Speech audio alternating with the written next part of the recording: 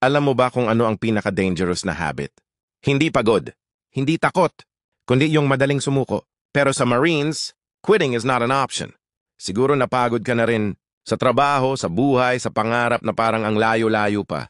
Ilang beses mo na bang nasabi sa sarili mo, ayoko na, hanggang dito na lang siguro ako? Normal yan, tao ka eh. Pero dito papasok ang Marine mindset. Sa Marines, hindi nawawala ang hirap pero hindi rin nawawala ang mission. Kapag gusto mo nang sumuko, tinatanong mo sarili mo, kung titigil ako ngayon, para kanino ba ako nag-umpisa? Ang tunay na lakas hindi lang sa muscle, kundi sa mindset. Kahit pagod, tuloy. Kahit takot, tuloy. Kahit hirap, tuloy. Kasi may dahilan kung bakit ka lumalaban. Hindi ibig sabihin na hindi ka pwedeng magpahinga. Pwede. Pero pahinga, hindi suko.